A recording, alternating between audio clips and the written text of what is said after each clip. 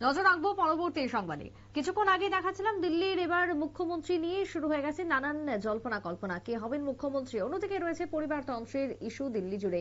তবে এবার দিল্লির ভোটে জামানত জব্দ হয়েছে কংগ্রেসের সন্দীপ দীক্ষিতের। অরবিন্দ কেজরিওয়ালের বিরুদ্ধে তাকে প্রার্থী করেছিল হাত শিবির। তবে এই যে কেজরির হারে অবদান রাখতে পেরে খুশি রয়েছেন সন্দীপ, যদিও এক্ষেত্রে কি তাহলে ভোট কাটাকাটিতেই বিজেপি আজকে এগিয়ে গেল? টেলিফোন লাইনে রয়েছেন প্রতিনিধি সম্রাট চৌধুরী। সম্রাট, আজকে বিজেপির জয়ের পেছনে অনেকগুলো ফ্যাক্টর, অনেকগুলো কারণই উঠে আসছে, তার মধ্যে এই যে কংগ্রেস এবং আপ দুই ভোট কাটাকাটিও কি অন্যতম ফ্যাক্টর? আজকে সন্দীপ দীক্ষিতের এত খুশি হওয়ার কারণটাই বাকি। দেখো, দিল্লি ভোট কিন্তু কংগ্রেসের লক্ষ্যই ছিল আপকে হারানো এবং বিজেপিকে আপকে হারিয়ে ভোট কেটে আপকে হারিয়ে দেওয়া। এটাই লক্ষ্য ছিল। বিজেপিকে পার পাইয়ে দেওয়া কতটাও কংগ্রেস মনে থেকে করেছে সেটা অবশ্য প্রশ্নাতীত, বা সাধারণ কংগ্রেস কর্মীরা কতটা মেনে নিতে পারবেন। তবে ভোটের যে পরিসংখ্যান তোমার উঠে আসছে তাতে কিন্তু একটা জিনিস স্পষ্ট যে কংগ্রেস যদি এই শিবিরে যদি এইভাবে আপের বিরোধিতা না করতো তাহলে হয়তো দিল্লির যে আজকের ফলাফল তা কিন্তু অন্যরকম হতো। এবং বিজেপির কাছেও কিন্তু বিষয়টি অনেকটা এইভাবে কিন্তু স্পষ্ট ছিল।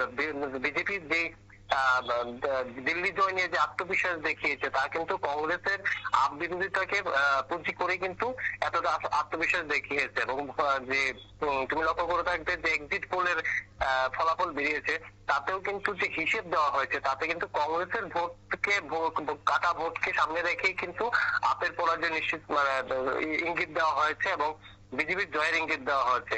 ইতিমধ্যে দেখো, বিজেপি দিল্লির মতো একটি রাজ্যে বা যেখানে কেন্দ্রশাসিত অঞ্চলে রাজধানী প্রধানে যেখানে উন্নয়ন হচ্ছে মূল ইস্যু, এবং এই উন্নয়নে আমরা লক্ষ্য করছি বিভিন্ন রাজনৈতিক দলগুলি, ইভেন কংগ্রেস থেকে শুরু করে বিজেপি পর্যন্ত যেভাবে ঢালাও হারে মহিলাদের ভাতা থেকে শুরু করে নানা উন্নয়নমূলক কাজের প্রতিশ্রুতি দিয়েছেন, সেখানে শুধুমাত্র দিল্লিবাসীদের কাছে কিন্তু কোনো রাজনৈতিক দলের কিন্তু আলাদা কোনো গুরুত্ব নেই উন্নয়ন ছাড়া। সেই উন্নয়নকে সামনে রেখে যেখানে নির্বাচন হয়েছে সেখানে কিন্তু গত তার যে শাসনকালে যে ধরনের উন্নয়ন হয়েছে সেক্ষেত্রে আপেরই কিন্তু এক কদম এগিয়ে থাকার কথা ছিল।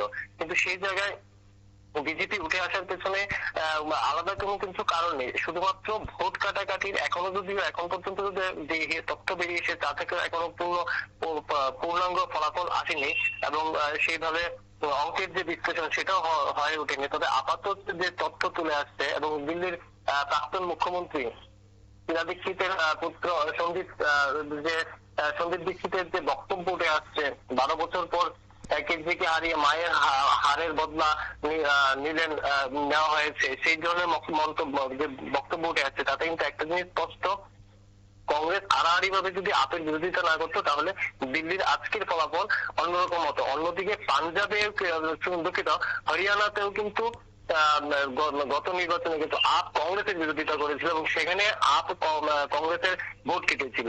এটারও একটা বদলা কিন্তু দিল্লি নির্বাচনে কিন্তু কংগ্রেস কিছুটা হলেও খাটিয়েছে, এরকমটাই কিন্তু এখন মনে করছে রাজনৈতিক মহল। সুপ্রীতি, বেশ, ধন্যবাদ তোমায় সম্রাট। অর্থাৎ এক্ষেত্রে দিল্লিতে যে ভোট, দিল্লির ভোটের ক্ষেত্রে কংগ্রেসের কোথাও গিয়েও একটা ব্যর্থতা আজকে রয়েছে এমনটাই বলছেন প্রতিনিধি। তবে কেজরির যে হার, সেই হারের অবদান রাখতে পেরেছেন কংগ্রেসের সন্দীপ দীক্ষিত এবং যার কারণে তিনি খুশি। যদিও এই ভোট কাটাকাটিও অন্যতম কারণ হয়ে দাঁড়ালো বিজেপির ক্ষেত্রে এবং এই ভোট কাটাকাটির ফলেই আজকে বিজেপি ক্ষমতা বা মসনদ দখল করলো দিল্লির, এমনটা বলছেন বা মনে করছেন রাজনৈতিক মহলের একটা অংশ।